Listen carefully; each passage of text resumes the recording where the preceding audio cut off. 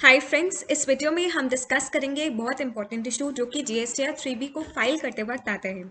मान लीजिए मेरा एक टैक्स पेयर है जिसकी टैक्स लाइबिलिटी है 1000 रुपीज़।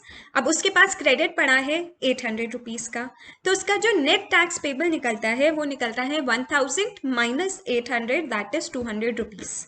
अब अगर उस टैक्स पेयर ने अपनी जो जीएसटी की रिटर्न है वो लेट सबमिट करी तो फिर उसको कुछ इंटरेस्ट पे करना पड़ेगा। क्वेश्चन ये आता है कि जो इंटरेस्ट है वो 1000 के ऊपर दे वो, या फिर वो इंटरेस्ट 200 रुपीज़ के ऊपर दे।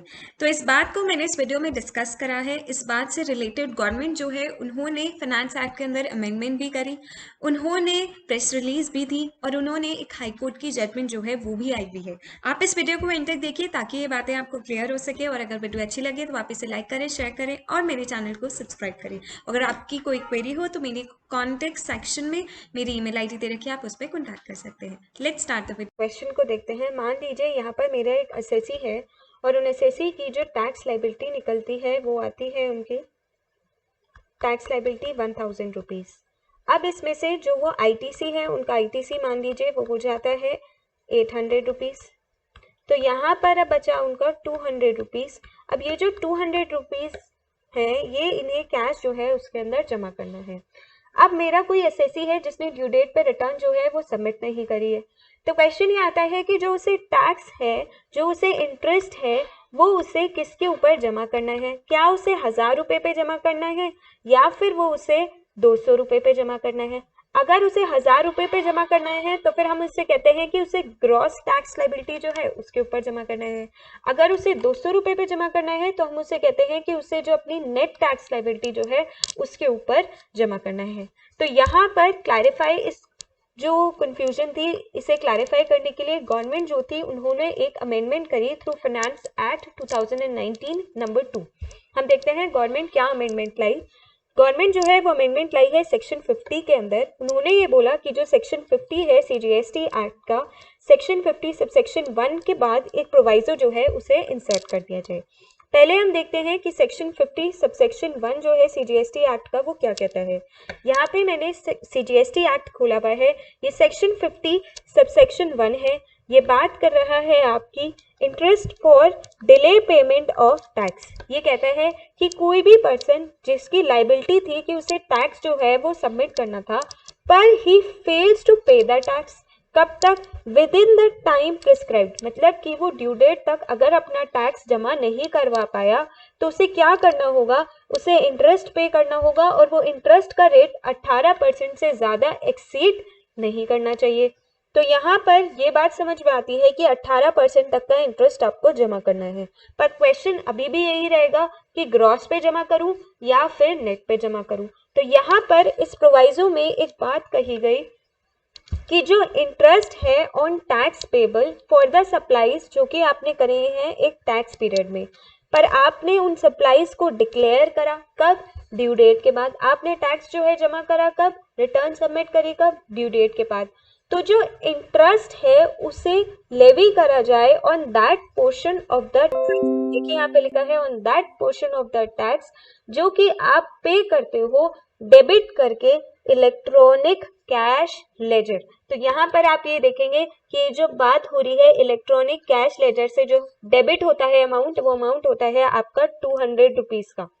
तो यहाँ पर जो अमेंडमेंट थी उसने ये क्लियर कर दिया है कि जो मुझे टैक्स जमा करना है वो मुझे ये वाला टैक्स जो है वो जमा करना है जो मेरा इलेक्ट्रॉनिक कैश लेजर से जमा होगा, मतलब कि इंटरेस्ट मुझे इस अमाउंट के ऊपर पे करना है। अब नेक्स्ट क्वेश्चन ये आता है कि ये प्रोविजन जो है क्या ये नोटिफाई हो गया है या फिर ये जो है ये चीज एप्लीकेबल आपकी कब से होगी। तो इसके लिए चलते हैं हम अपनी एक नोटिफिकेशन पे।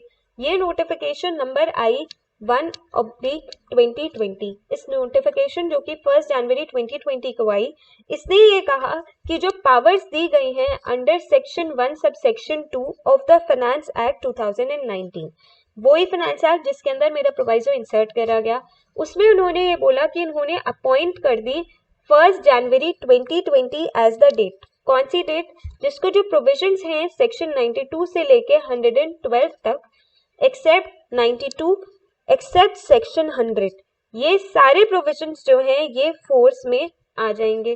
तो इसका मतलब कि ये जो नोटिफिकेशन है ये कहती है कि सेक्शन 100 जो है वो अभी फोर्स में नहीं आया है, और यही सेक्शन 100 मेरे फाइनेंस एक्ट 2019 जो है इसमें करा गया। इसका मतलब कि इस नोटिफिकेशन में 1 जनवरी 2020 को अभी भी ये क्लैरिटी नहीं थी कि ग्रॉस पे जमा करना है या नेट पे जमा करना है।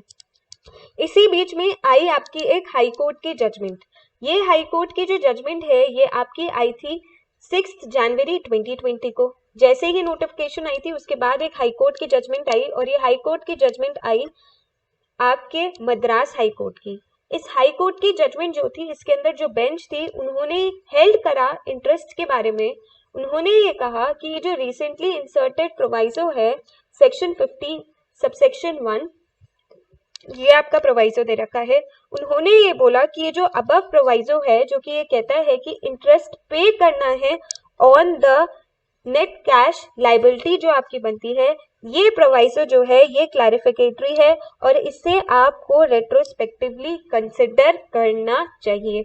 इसका मतलब कि हाई कोर्ट जो है उसके अकॉर्डिंग इस प्रोवाइजो को आप 1 जुलाई 2017 जो है जब से जीएसटी आया है तब से इसको एप्लीकेबल कर दो, पर इससे रिलेटेड कोई भी अभी तक नोटिफिकेशन नहीं आई। तो अभी भी ऐसी कंफ्यूजन में है कि क्या करना चाहिए।